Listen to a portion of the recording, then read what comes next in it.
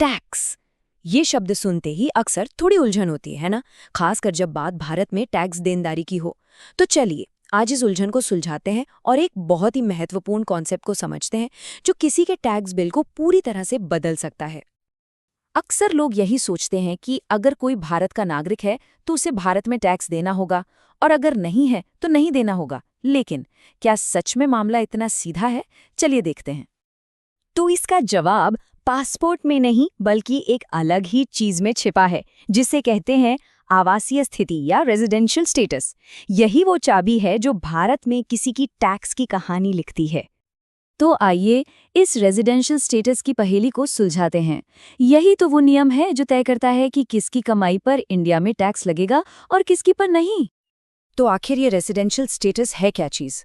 देखिए, सीधे शब्दों में कहें तो इनकम टैक्स डिपार्टमेंट इस बात की परवाह नहीं करता कि किसी के पास पासपोर्ट कौन सा है। वो बस ये देखता है कि एक फाइनेंशियल ईयर में कोई इंसान भारत में कितने दिन फिजिकली मौजूद था। और यहाँ पर एक बड़ा दिलचस्प ट्विस्ट है। ये स्टेटस कोई पत्थर की लकीर नहीं है। ये हर साल, जी हाँ, हर फाइनेंशियल ईयर में बदल सकता है। जरा सोचिए, हो सकता है इस साल कोई रेजिडेंट हो और बस अगले साल कुछ ट्रैवल प्लान्स की वजह से वो नॉन रेजिडेंट बन जाए। सारा खेल दिनों की गिनती का है। ठीक है, तो अब जब ये समझ आ गया है कि ये है क्या, तो अब देखते हैं कि इनकम टैक्स के नियम इसे कितनी कैटेगरीज में बांटते हैं। ये फ्लोचार्ट समझिए इस पूरे सिस्टम का एक रोड मैप है। देखा जा सकता है कि कैसे सबसे ऊपर से शुरू होकर टैक्स पेयर्स को 3 अलग-अलग रास्तों पर भेज दिया जाता है। आइए जानते हैं कि ये 3 रास्ते हैं कौन से। तो ये है वो 3 कैटेगरीज। पहली, निवासी और सामान्य निवासी। दूसरी थोड़ी सी ट्रिकी है, निवासी लेकिन सामान्य निवासी नहीं, जिसे आगे हम शॉर्ट में RNOR कहेंगे आसानी के लिए। और तीसरी बिल्कुल साफ, अनिवासी। तो अब असली सवाल, कोई इन कैटेगरीज में फिट कैसे होता है? इसका जवाब है दिनों की गिनती में। चलिए इसके रूल्स को आसान भाषा में समझते हैं। निवासी का टैग हासिल करने के 2 रास्ते हैं और बस कोई एक पूरा करना है। पहला, आसान वाला, एक फाइनेंशियल ईयर में 182 दिन या उससे ज्यादा भारत में रहना। या फिर दूसरा रास्ता, उस साल में कम से कम 60 दिन और पिछले 4 सालों में मिलाकर 365 दिन भारत में रहना। इन दोनों में से कोई भी एक शर्त पूरी हो गई तो स्टेटस हो जाता है निवासी का। तो इसका नतीजा बिल्कुल सीधा सा है। अगर उन 2 शर्तों में से एक भी पूरी हो जाती है तो स्टेटस होगा निवासी, और अगर दोनों में से कोई भी पूरी नहीं होती तो स्टेटस सीधा हो जाता है अनिवासी। लेकिन रुकिए, कहानी यहाँ खत्म नहीं होती।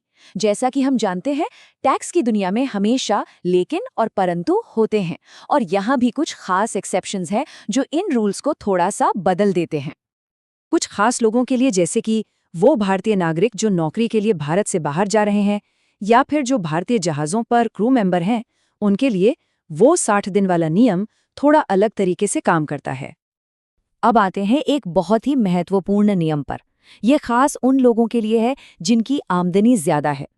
नियम में साफ साफ लिखा है कि अगर कोई भारतीय नागरिक या भारतीय मूल का व्यक्ति भारत से 15 लाख रुपए से ज्यादा कमाता है तो उसके लिए गेम के रूल्स बदल जाते हैं। इन लोगों के लिए वो 60 दिन की लिमिट सीधे डबल होकर 120 दिन हो जाती है। इसका मतलब साफ है, निवासी कहलाने के लिए उन्हें उस साल में कम से कम 120 दिन भारत में रहना पड़ेगा, और हाँ, पिछले 4 साल वाली 365 दिन की शर्त तो पूरी करनी ही होगी। और यहीं से एक बिल्कुल नई और खास कैटेगरी निकल कर आती है, जिसे कहते हैं मानद निवासी या डीम्ड रेजिडेंट। ये उन भारतीय नागरिकों के लिए हैं जिनकी भारत से इनकम तो 15 लाख से ज्यादा है, लेकिन वो दुनिया के किसी और देश में टैक्स नहीं दे रहे। सरकारी सोच ये है कि कोई भी टैक्स देने से पूरी तरह से बच न पाए, इसलिए उन्हें भारत में ही निवासी मान लिया जाता है। तो ठीक है, हमने दिनों की गिनती, नियम, एक्सेप्शंस सब समझ लिया, लेकिन इस सब का असली मतलब क्या है? पैसों के मामले में इसका क्या असर पड़ता है? इसका सीधा असर इस बात पर पड़ता है कि किस इनकम पर टैक्स लगेगा और किस पर नहीं। ये टेबल समझिए पूरी कहानी को साफ कर देता है।